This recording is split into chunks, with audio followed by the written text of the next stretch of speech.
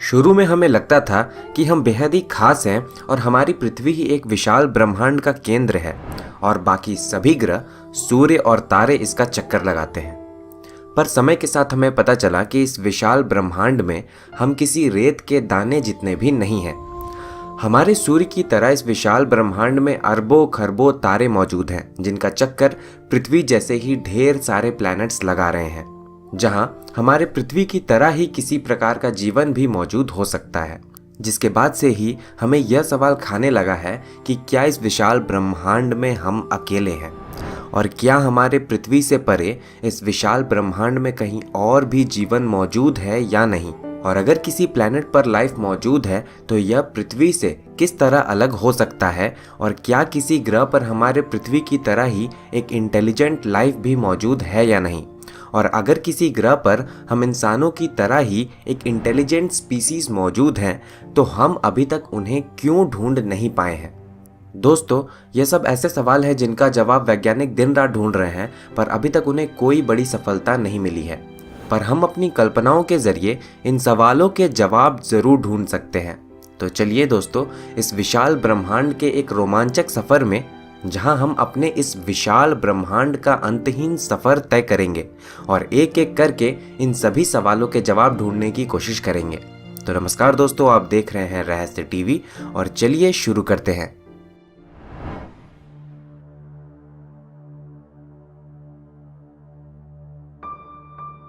हमें अपने सफर की शुरुआत हमारे अपने ग्रह पृथ्वी से करनी होगी और यह जानना होगा कि आखिर हमारे ग्रह पर जीवन किस तरह पनपा और किन वजहों से यहाँ जीवन संभव हो सका।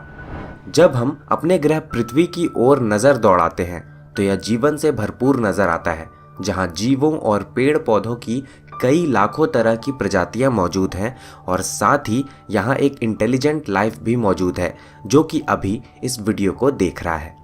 पर आखिर किसी ग्रह पर जीवन के लिए क्या जरूरी है जो कि हमारे पृथ्वी में मौजूद था जब यहाँ जीवन की उत्पत्ति हुई। जीवन की उत्पत्ति के लिए एक कॉम्प्लेक्स केमिस्ट्री की जरूरत होती है। जिस तरह हम अपने खाने में कई तरह के मसाले एक सही मात्रा में डालकर एक स्वादिष्ट खाना बनाते हैं, उसी तरह हमारे जीवन के लिए सही तरह के केमिकल्स के एक सही प्रोपोर्शन की जरूरत होती है। सीधी भाषा में कहा जाए तो हम अलग अलग तरह के केमिकल्स से बने हुए हैं, यानी हम केमिकल्स के विशाल पैकेज हैं। पर इस केमिस्ट्री के लिए एक आइडियल कंडीशन की ज़रूरत होती है, जिसमें मुख्य रूप से 3 बेसिक इंग्रेडिएंट्स की ज़रूरत होती है, जिसमें पहला इंग्रेडिएंट है एनर्जी, जैसे कि सनलाइट और जियोथर्मल एनर्जी। किसी भी ग्रह पर जीवन के पनपने के लिए एक सही अमाउंट के एनर्जी की ज़रूरत होती है।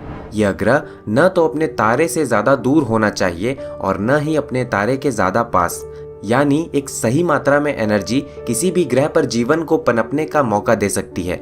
जीवन के लिए दूसरा ज़रूरी इंग्रेडिएंट है हैवी एलिमेंट्स, जैसे कि ऑक्सीजन, कार्बन और सल्फर। किसी भी ग्रह पर जीवन को संभव बनाने के लिए आपको कुछ ज़रूरी केमिकल एलिमेंट्स की ज़रूरत होगी। अगर ये केमिकल एलिमेंट्स सही तरीके से एक दूसरे से इंटरैक्ट करते हैं तो ये लाइफ के लिए ज़रूरी मॉलिक्यूल्स की उत्पत्ति कर सकते हैं। और तीसरा ज़रूरी इंग्रेडिएंट है लिक्विड वाटर। गैस स्टेट में एटम्स एक दूसरे से काफ़ी ज़्यादा दूरी पर मौजूद होते हैं और बेहद ही तेज़ गति से मूव करते हैं, जिस वजह से ये एक दूसरे से सही तरीके से इंटरैक्ट नहीं कर पाते। वहीं सॉलिड स्टेट में एटम्स फिक्स होते हैं और मूव नहीं करते, जिस वजह से ये किसी तरह के मॉलिक्यूल्स को नहीं बना सकते। पर लिक्विड स्टेट में एटम्स एक दूसरे से ठीक ठाक दूरी पर मौजूद होते हैं, जिस वजह से ये न सिर्फ दूसरे एटम्स के साथ इंटरैक्ट करते हैं, पर साथ ही साथ ये एक दूसरे से जुड़कर बेसिक मॉलिक्यूल्स का निर्माण भी करते हैं। लिक्विड वाटर जीवन के पनपने के लिए सबसे आइडियल जगह माना जाता है, जहां एटम्स एक दूसरे के साथ इंटरैक्ट कर बेसिक मॉलिक्यूल्स का निर्माण कर सकते हैं और फिर ये मॉलिक्यूल्स एक दूसरे के साथ इंटरैक्ट कर जीवन के लिए ज़रूरी कॉम्प्लेक्स चेन का निर्माण कर सकते हैं। यानी जीवन के पनपने के लिए लिक्विड वाटर बेहद ही ज़रूरी है। हम इस विशाल ब्रह्मांड में लिक्विड वाटर ऐसे ग्रहों पर पा सकते हैं जो कि अपने तारे के हैबिटेबल जोन में मौजूद है। यहाँ न ज़्यादा गर्मी होती है और न ज़्यादा ठंडी, जिस वजह से लिक्विड वाटर अपने लिक्विड स्टेट में लंबे समय तक बना रहता है। आज से 4 बिलियन सालों पहले हमारी पृथ्वी जीवन के पनपने के लिए सबसे परफेक्ट जगहों में से एक थी। लिक्विड वाटर अपने लिक्विड फॉर्म में लंबे समय के लिए मौजूद था। इस समय हमारे पृथ्वी पर लिक्विड वाटर के विशाल ओशियंस मौजूद थे और इन विशाल महासागरों के गहराई में कई क्रैक्स मौजूद थे, जहां से हैवी एलिमेंट्स और एनर्जी हमारे पृथ्वी की कोर से इन महासागरों के तह तक आ रहा था। यहाँ इन बेसिक एलिमेंट्स ने मिलकर जीवन के लिए ज़रूरी सेल्स का निर्माण किया और हमारे पृथ्वी पर जीवन की शुरुआत हुई। धीरे धीरे इस बेसिक केमिस्ट्री ने इवोल्यूशन का रूप लिया, जिसने कई बिलियन सालों के दौरान अपने आप को इवॉल्व किया और आज का रूप लिया। असल में पृथ्वी पर जीवन की उत्पत्ति कैसे हुई यह अभी भी एक रहस्य है, पर वैज्ञानिकों के अनुसार किसी भी जगह पर जीवन की उत्पत्ति के लिए इन्हीं 3 बेसिक इंग्रेडिएंट्स की ज़रूरत होती है, जो है एनर्जी, ऑर्गेनिक मॉलिक्यूल और लिक्विड वाटर। पर हम जितना ज़्यादा जीवन के उत्पत्ति के बारे में खोज कर रहे हैं, यह हमें उतना ही ज़्यादा आश्चर्यचकित कर रहा है। खोज के दौरान वैज्ञानिकों को धरती पर माइक्रोबियल लाइफ के सबूत खतरनाक वोल्केनोज, गर्म डेजर्ट, ठंडे माउंटेन्स, गहरे समुद्रों में और एम्प्टी स्पेस में भी मिले हैं, जिससे यह पता चलता है कि लाइफ एक्सट्रीम से एक्सट्रीम कंडीशंस पर भी संभव है। यानी ऐसे जगहों पर भी जीवन पनप सकता है जो कि हमें पहली बार में जीवन के पनपने के लिए कोई खास जगह न लगे। अभी तक किए गए अध्ययनों से वैज्ञानिकों को पता चला है कि हमारे धरती पर जीवन की उत्पत्ति आज से करीब 4 बिलियन सालों पहले हुई थी, जब यह एक बेहद ही खतरनाक एलियन प्लैनेट की तरह था। करीब 100 मिलियन सालों तक हमारी धरती पर विशालकाय वोल्केनोज और एस्ट्रॉइड स्टॉर्म्स का तांडव रहा। अगर आप इस समय मौजूद होते तो आप हमारे ग्रह को पहचान नहीं पाते, क्योंकि यह विशालकाय वोल्केनोज और लावा के महासागरों से भरा हुआ था। पर इस खतरनाक वातावरण में भी जीवन ने इस ग्रह पर धीरे धीरे अपनी जगह बनानी शुरू कर दी थी। जैसे जैसे हमारी धरती थोड़ी ठंडी हुई, वैसे ही विशाल महासागरों की गहराई में जीवन की शुरुआत होने लगी। जिस तरह इस खतरनाक वातावरण में भी हमारी धरती पर जीवन पनपा, उससे वैज्ञानिकों को उम्मीद जगी है कि इस विशाल ब्रह्मांड में जीवन काफी आम हो सकता है, जो कि खतरनाक से खतरनाक माहौल में भी संभव है। धरती पर जीवन की उत्पत्ति के करीब 4 बिलियन सालों बाद केवल कुछ दशकों पहले ही इंसानों ने पहली बार इस विशाल ब्रह्मांड में धरती से परे जीवन की खोज शुरू की है। यानी इस विशाल यूनिवर्स में जीवन की खोज अभी बस शुरू ही हुई है। अध्ययनों से पता चला है कि जीवन की उत्पत्ति के लिए लिक्विड वाटर काफ़ी ज़रूरी है, अर्थात जहां लिक्विड वाटर मौजूद है वहां किसी न किसी प्रकार का जीवन मौजूद होने की सबसे ज़्यादा संभावनाएं हैं। ऐसे में पृथ्वी से परे जीवन खोजने का सबसे आसान तरीका यह है कि हम पृथ्वी से परे ऐसे ग्रहों की खोज करें जहां लिक्विड वाटर मौजूद है। हमने केवल कुछ सालों पहले ही ऐसे ग्रहों की खोज शुरू की है जहां लिक्विड वाटर मौजूद हो सकता है, पर कुछ समय की खोज के दौरान ही हमें ऐसे कई ग्रह मिले हैं जो कि अपने तारे के हैबिटेबल जोन में मौजूद हैं और जहां लिक्विड वाटर लंबे समय तक अपने लिक्विड स्टेट में बना रह सकता है। इनमें से कुछ ग्रह हैं Kepler 62f, Trappist 1d, tea garden b और K218b। अध्ययनों से पता चला है कि जीवन के लिए ज़रूरी बेसिक इंग्रेडिएंट्स जैसे कि लिक्विड वाटर और ऑर्गेनिक मॉलिक्यूल्स हमारे इस विशाल गैलेक्सी में बड़ी मात्रा में मौजूद है। ऐसे में काफ़ी संभावना है कि इन ग्रहों पर किसी न किसी प्रकार का कॉम्प्लेक्स लाइफ मौजूद हो सकता है। केवल हमारे आकाशगंगा में मौजूद सभी तारों में से करीब 1/4 तारों के ऑर्बिट में ऐसे रॉकी प्लैनेट्स मौजूद हैं जो कि एक हैबिटेबल जोन में अपने तारे का चक्कर लगा रहे हैं। यानी केवल हमारे आकाशगंगा मिल्की वे में धरती की तरह करीब 50 बिलियन ग्रह मौजूद हो सकते हैं। पर अगर हम अपने इस विशाल और अंतहीन ब्रह्मांड की बात करें तो यह आंकड़ा बहुत ज़्यादा है, जिसे गिनने में ही आपको कई बिलियन सालों का समय लग जाएगा। इनमें से हर ग्रह बेहद ही खास होगा जहां जीवन की एक अलग कहानी मौजूद होगी। यहाँ जीवन एक अलग ही रूप में पनपा होगा और इवॉल्व हुआ होगा। इन ग्रहों पर जीवन हमसे काफ़ी अलग भी हो सकता है, जो कि अलग एलिमेंट से बने हुए होंगे और जीने के लिए हमसे काफ़ी अलग संसाधनों पर निर्भर करते होंगे। पर यह ज़रूरी नहीं है कि हैबिटेबल जोन में मौजूद हर ग्रह हैबिटेबल ही हो और वहाँ किसी प्रकार का जीवन मौजूद हो। कई सालों तक किए गए खोजों ने हमें बताया है कि कई ऐसे ग्रह मौजूद हो सकते हैं जो कि अपने तारे के हैबिटेबल जोन में मौजूद हैं, पर कुछ कारणवश काफ़ी ठंडे या गर्म हैं, या यहाँ जहरीली गैसों का वास है। हो सकता है कि इनमें से कुछ ग्रहों पर एटमॉस्फेयर जीवन के लिए उपयुक्त न हो, या इनके तारे बेहद ही खतरनाक रेडिएशन छोड़ते हों। उदाहरण के लिए, पहले वैज्ञानिकों का मानना था कि हमारा पड़ोसी वीनस ग्रह जीवन के लिए काफ़ी उपयुक्त है, जहां लिक्विड वाटर और शायद किसी प्रकार का जीवन भी मौजूद हो सकता है। पर जब इसका करीबी से अध्ययन किया गया, तब पता चला कि इस ग्रह का एटमॉस्फेयर काफ़ी खतरनाक है, जो कि कई तरह के टॉक्सिक गैसों से भरा हुआ है, और यहाँ जीवन के पनपने के लिए कोई संभावना नहीं है। पर ऐसा भी ज़रूरी नहीं है कि जीवन केवल हैबिटेबल जोन में मौजूद ग्रहों पर ही पनप सकता है। तारों के हैबिटेबल जोन और उनके गर्मी से परे मौजूद विशाल ग्रहों का चक्कर लगा रहे मून्स भी जीवन के पनपने के लिए काफ़ी उपयुक्त हो सकते हैं। इन्हें जीवन के लिए ज़रूरी एनर्जी न सिर्फ अपने तारे की रोशनी से मिलती है, बल्कि इनके विशाल ग्रहों की ग्रेविटी भी इन्हें काफ़ी ऊर्जा मुहैया कराती है। उदाहरण के लिए, जुपिटर ग्रह का चक्कर लगा रहे आईओ मून पर कई विशाल वोल्केनोज मौजूद हैं, जिसका कारण है जुपिटर का बेहद ही शक्तिशाली ग्रेविटेशनल टाइडल फोर्स। जुपिटर ग्रह के मून यूरोपा और सैटर्न ग्रह के मून इंसेलेडस पर जीवन के लिए ज़रूरी सभी 3 इंग्रेडिएंट्स विशाल मोटे बर्फ के परत के नीचे मौजूद सब surface liquid water, organic molecules और एनर्जी मौजूद हैं। ऐसे में काफ़ी संभावना है कि इन मून्स के विशाल सब सरफेस लिक्विड ओशियंस में किसी प्रकार का कॉम्प्लेक्स लाइफ भी मौजूद हो सकता है। और वहीं सैटर्न ग्रह के मून टाइटन पर वैज्ञानिकों को लिक्विड हाइड्रोकार्बन के ओशियंस और एक सबस्टैंशियल एटमॉस्फेयर भी मिला है। केवल हमारे सौरमंडल में दर्जन भर एक्सोमून्स मौजूद हैं जहां किसी प्रकार का जीवन मौजूद हो सकता है। यानी आप अभी तक समझ ही चुके होंगे कि कैसे किसी ग्रह के मून पर जीवन मौजूद हो सकता है। अकेले हमारे आकाशगंगा मिल्की वे में इस तरह के 100 ट्रिलियन एक्सोमून्स मौजूद हो सकते हैं, जो कि हमारे आकाशगंगा में मौजूद टोटल प्लैनेट्स की संख्या से भी करीब 100 गुना ज़्यादा है। इनमें से कुछ एक्सोमून्स हमारे धरती जितने भी विशाल हो सकते हैं, जहां हमारे धरती की तरह ही एटमॉस्फेयर और सरफेस वाटर मौजूद हो। यानी हमारे ब्रह्मांड में ऐसी कई जगहें मौजूद हो सकती हैं जहां जीवन है और फल फूल रहा है। यानी केवल कुछ समय की बात है जब हम हमारे पृथ्वी से परे किसी ग्रह या उसके मून पर जीवन की खोज कर लें। अगर हम हमारे पृथ्वी से परे कहीं दूसरे जगह पर बैक्टीरिया की खोज भी कर लें, तो यह हमारे लिए काफ़ी बड़ी खोज होगी, जिससे हमें यह पता चल जाएगा कि इस विशाल अंतहीन ब्रह्मांड में हम अकेले नहीं हैं, बल्कि जीवन हर कहीं अलग अलग रूप में पनप रहा है।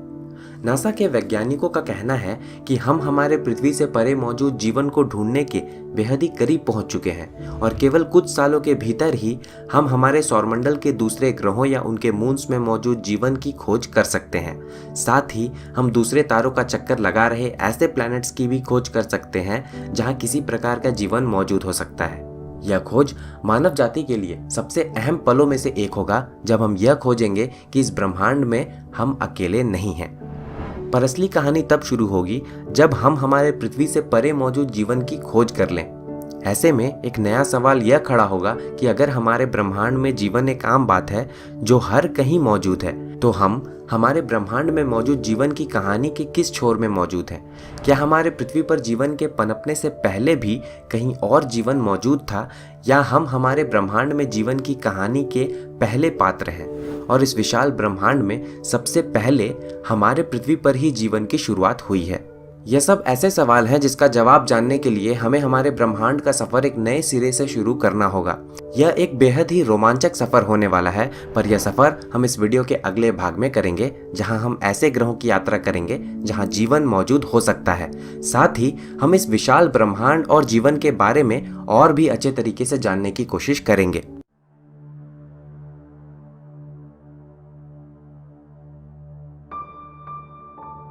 हमारा विशाल ब्रह्मांड करीब 14 बिलियन सालों पुराना है, और हमारी आकाशगंगा मिल्की वे का निर्माण आज से करीब 12 बिलियन सालों पहले हुआ था। वहीं हमारे पृथ्वी पर जीवन की उत्पत्ति आज से करीब 4 बिलियन सालों पहले ही हुई थी, और केवल कुछ लाख सालों पहले ही यहाँ एक इंटेलिजेंट स्पीसीज होमो सेपियंस इवॉल्व हुई। यानी हम इस विशाल यूनिवर्स के कॉस्मिक स्केल के एक बेहद ही छोटे से हिस्से में मौजूद हैं। ऐसे में काफ़ी संभावना है कि इस ब्रह्मांड के जीवन की उत्पत्ति हमसे काफ़ी पहले ही हो चुकी हो। ऐसे में यह जीवन हमसे टेक्निकली काफ़ी एडवांस हो सकते हैं। पर यहाँ एक सवाल यह है कि क्या हमारे यूनिवर्स के इस कॉस्मिक स्टेज में हमारे पृथ्वी पर जीवन काफ़ी देर से आया, और क्या हमसे भी पहले इस ब्रह्मांड में कई स्पीसीज और लाइफ फॉर्म्स ने जन्म ले चुका है, और अगर ऐसा है तो आखिर ये हमसे कितने पुराने हो सकते हैं? इस सवाल का जवाब जानने के लिए हमें हमारे ब्रह्मांड की शुरुआत को देखना होगा। हमारे ब्रह्मांड की उत्पत्ति आज से करीब 13.8 बिलियन सालों पहले एक महाविस्फोट से हुई थी, जिसे हम बिग बैंग के नाम से भी जानते हैं। इस महाविस्फोट के कुछ मिलियन सालों तक हमारा यह ब्रह्मांड काफी गर्म था, जो कि किसी भी प्रकार के जीवन के पनपने के लिए उपयुक्त नहीं था। जब यह जीवन के पनपने लायक ठंडा हुआ, तब किसी भी प्लैनेट और स्टार का अस्तित्व नहीं था। उस समय हमारा ब्रह्मांड केवल हाइड्रोजन के विशाल बादलों से भरा हुआ था। बिग बैंग के कुछ 70 मिलियन सालों बाद ग्रेविटी ने इन बादलों को अपने हिसाब से चलाना शुरू किया, और कई सालों तक चले प्रोसेस के बाद इन हाइड्रोजन के बादलों से जन्म हुआ फर्स्ट जनरेशन स्टार्स का। ये फर्स्ट जनरेशन स्टार्स बेहद ही विशाल, शक्तिशाली और चमकीले थे, जो कि लगभग पूरी तरह हाइड्रोजन से बने हुए थे। पर लाइफ के लिए जरूरी हैवी एलिमेंट्स और ऑर्गेनिक मॉलिक्यूल्स अभी भी अस्तित्व में नहीं आए थे, क्योंकि बिग बैंग भी इतना गर्म नहीं था कि इनसे हैवी एलिमेंट्स का निर्माण हो सके। आपको यह जानकर हैरानी होगी कि बिग बैंग के बाद केवल हाइड्रोजन, हीलियम और लिथियम जैसे एलिमेंट्स ही अस्तित्व में आए थे, और जीवन के लिए ज़रूरी सभी एलिमेंट्स और बाकी सभी हैवी एलिमेंट्स जो हम आज अपने आसपास देख रहे हैं, उनका निर्माण इन फर्स्ट जनरेशन स्टार्स के बेहद ही गर्म कोर में हुआ था। और केवल एक ही तरीके से ये हैवी एलिमेंट्स इन तारों के कोर से बाहर आ सकते थे, और वो भी तब जब इन तारों का अंत एक महाविस्फोट से हो, जिसे हम सुपरनोवा के नाम से भी जानते हैं। इन तारों में हुए भयानक विस्फोट यानी सुपरनोवा से विशाल गैस और डस्ट के बादलों का निर्माण हुआ, जिसने जीवन के लिए जरूरी सभी एलिमेंट्स को इस विशाल ब्रह्मांड में सभी तरफ फैला दिया। इन विशाल गैस और डस्ट के बादलों से हमारे सूर्य जैसे सेकंड जनरेशन स्टार्स का जन्म हुआ। पर इस बार ये तारे अकेले नहीं थे, बल्कि इन तारों के चारों ओर रॉकी प्लैनेट्स इनका चक्कर लगा रहे थे। यानी बिग बैंग से केवल 0.1 बिलियन साल बाद ही, और आज से लगभग 13.7 बिलियन सालों पहले, हमारे ब्रह्मांड में जीवन के लिए जरूरी सभी एलिमेंट्स अस्तित्व में आ चुके थे। जब बिग बैंग के बाद निकला हुआ हीट धीरे धीरे खत्म होने लगा, तब हमारे ब्रह्मांड में गोल्डी लॉक एरा की शुरुआत हुई। ये वो समय था जब एम्प्टी स्पेस का तापमान आज की तरह -270 डिग्री सेल्सियस ना होकर हमारे घर के रूम टेम्परेचर जितना 23 डिग्री सेल्सियस हुआ करता था। कई सैकड़ों मिलियन सालों तक हमारे ब्रह्मांड का एवरेज तापमान इतना ही बना हुआ था। ये वो वक्त था जब हमारे विशाल ब्रह्मांड में हर जगह पर जीवन पनप सकता था, यहाँ तक कि ऐसे रोग प्लैनेट्स पर भी जो अपने तारे को छोड़कर अकेले ही इस विशाल अंतहीन स्पेस में भटक रहे हैं। वैज्ञानिकों का मानना है कि यह सही समय हो सकता है जब हमारे यूनिवर्स में पहले लाइफ की उत्पत्ति हुई हो, यानी एक ऐसा ग्रह जहां जीवन लगभग हमारे ब्रह्मांड की उत्पत्ति के जितना ही पुराना है। ऐसे में ये हमसे काफ़ी ज़्यादा एडवांस हो सकते हैं, जो कि एक पूरे के पूरे गैलेक्सी को कंट्रोल करने की ताकत रखते हों। पर कई दशकों तक चले खोज के बाद भी हमें ऐसे किसी भी एलियन लाइफ के कोई सबूत नहीं मिले हैं। ऐसे में सवाल यह है कि आखिर ये सब कहाँ है और हम अब तक इन्हें ढूंढ क्यों नहीं पाए हैं। ऐसे में यह भी हो सकता है कि हमारे ब्रह्मांड में भले ही लाइफ बेहद ही कॉमन हो, पर हम इंसानों की तरह इंटेलिजेंट लाइफ बहुत ही रेयर। साथ ही हमारा ब्रह्मांड इतना विशाल है कि किसी एडवांस सभ्यता को दूसरी सभ्यता से संपर्क करने के लिए अरबों सालों का समय लग सकता है। आखिर में ये भी हो सकता है कि इस विशाल ब्रह्मांड में हम अकेले हों और इस यूनिवर्स में जीवन की शुरुआत हमारी पृथ्वी से ही हुई है। ऐसे में हमारे पास एक विशाल ब्रह्मांड में जीवन को फैलाने के लिए कई बिलियन सालों का समय है। तब तक हम हमारे सौरमंडल, दूसरे सौरमंडलों और आकाश गंगाओं में मौजूद दूसरे ग्रहों तक जीवन पहुंचा सके। अभी हमारे ब्रह्मांड की उम्र मात्र 13.8 बिलियन साल ही है, और वैज्ञानिकों का अनुमान है कि आने वाले करीब 1 लाख बिलियन सालों तक हमारा ब्रह्मांड ऐसा ही बना रहेगा, जिसके बाद हमारे ब्रह्मांड की सारी एनर्जी खत्म हो जाएगी और आखिरी तारे का अंत हो जाएगा। वैज्ञानिकों के अनुसार रेड ड्वार्फ स्टार्स इस विशाल ब्रह्मांड में किसी प्रकार के जीवन को खोजने के लिए सबसे उपयुक्त जगहों में से एक है। रेड ड्वार्फ स्टार करीब 1000 बिलियन सालों तक जिंदा रह सकते हैं, जिस दौरान ये अपने ऑर्बिट में मौजूद प्लैनेट्स को ऐसे ही बिलियन सालों तक सनलाइट देते रहते हैं। इन रेड ड्वार्फ स्टार्स के ऑर्बिट में मौजूद प्लैनेट्स में किसी प्रकार के जीवन के पनपने की सबसे ज़्यादा संभावनाएं मौजूद हैं, क्योंकि जीवन को पनपने के लिए एक स्टेबल कंडीशंस की ज़रूरत होती है और इन रेड ड्वार्फ स्टार्स के आसपास जीवन के लिए ज़रूरी स्टेबल कंडीशंस कई सैकड़ों बिलियन सालों तक बने रह सकते हैं। पर इन रेड ड्वार्फ स्टार्स के साथ कई खामियां भी मौजूद हैं। ये तारे बेहद ही बड़ी मात्रा में खतरनाक सोलर फ्लेयर्स छोड़ते हैं, जो कि इनके ऑर्बिट में मौजूद प्लैनेट्स में रह रही सभ्यता को एक पल में ही खत्म करने की ताकत रखते हैं। साथ ही इन तारों की एनर्जी हमारे सूरज जैसे तारों से काफ़ी कम होती है। ऐसे में किसी प्लैनेट को इनके हैबिटेबल जोन में रहने के लिए इनके काफ़ी पास मौजूद रहना होगा, पर इतने पास मौजूद होने के कारण ये प्लैनेट्स इनसे टाइडली लॉक्ड हो सकते हैं, अर्थात इनका एक साइड हमेशा अपने तारे की तरफ रहेगा और दूसरा साइड हमेशा अपने तारे की दूसरी ओर। यानी ऐसे प्लैनेट्स का एक साइड बेहद ही गर्म होगा तो दूसरा साइड बेहद ही ठंडा, जहां जीवन के पनपने की संभावना बेहद ही कम है। पर हमारे धरती पर जीवन की उत्पत्ति ने हमें बताया कि जीवन किसी भी परिस्थिति और माहौल में पनपने और अपने आप को इवॉल्व करने में सक्षम है। ऐसे में हो सकता है कि इन रेड ड्वार्फ स्टार्स के ऑर्बिट में मौजूद करोड़ों प्लैनेट्स में से किसी प्लैनेट पर एक हाईली एडवांस सभ्यता का वास हो, जो कि कई बिलियन सालों से यहाँ मौजूद है। पर अभी तो ये हमारे ब्रह्मांड की बस शुरुआत ही है और हमारा ब्रह्मांड बिग बैंग के बाद से ही बेहद ही तेज गति से फैल रहा है और हमसे काफ़ी दूर मौजूद तारे हमसे और भी दूर जा रहे हैं। ऐसे में एक समय ऐसा आएगा जब हमारा आकाश, जो कि अभी तारों से भरा हुआ नजर आता है, वह हमेशा के लिए काला हो जाएगा। ऐसे में हमसे कई बिलियन सालों बाद जन्म लेने वाली सभ्यताएं आश्चर्यचकित होंगी कि आखिर हमारे ब्रह्मांड के उत्पत्ति के शुरुआती दिनों में रहना कैसा रहा होगा, जब सारा आकाश अनगिनत तारों से भरा हुआ होता था और हम हमारे ब्रह्मांड की शुरुआत के बाद निकले कॉस्मिक ग्लो को देखने में सक्षम थे। वो हमारी तरह यह भी नहीं जान पाएंगे कि आखिर हमारे ब्रह्मांड की शुरुआत कैसे हुई थी, क्योंकि तब तक बहुत देर हो चुकी होगी। ऐसे में हम बेहद ही खुशनसीब हैं कि हम एक ऐसे समय में पैदा हुए हैं जब हमारा सारा आकाश अनगिनत तारों से भरा हुआ नजर आता है। साथ ही हम हमारे ब्रह्मांड की शुरुआत यानी बिग बैंग का अध्ययन करने में भी सक्षम हैं। ऐसे में आप भी इस समय का मजा लीजिए, रात में आकाश की ओर नजर घुमाइए और इन तारों को जी भर के देखिए। क्या पता इन तारों का चक्कर लगा रहे किसी ग्रह में मौजूद कोई और भी आपको ऐसे ही देख रहा हो। दोस्तों, हम भविष्य में इस वीडियो सीरीज के और भी वीडियोस लाने जा रहे हैं, जहां हम हमारे ब्रह्मांड के अनदेखे और अनजाने जगहों का सफर तय करेंगे और इसके कई राजों से पर्दा उठाएंगे। ऐसे में अगर आपने अभी तक हमारे चैनल को सब्सक्राइब कर बेल आइकन को नहीं दबाया है तो इसे ज़रूर दबा लें, ताकि आप हमारे कोई भी वीडियोस मिस ना करें। और अगर आपको यह वीडियो पसंद आया हो तो इसे लाइक कर अपने दोस्तों के साथ शेयर ज़रूर करें। मैं आपको मिलता हूँ अगले वीडियो में, तब तक के लिए धन्यवाद।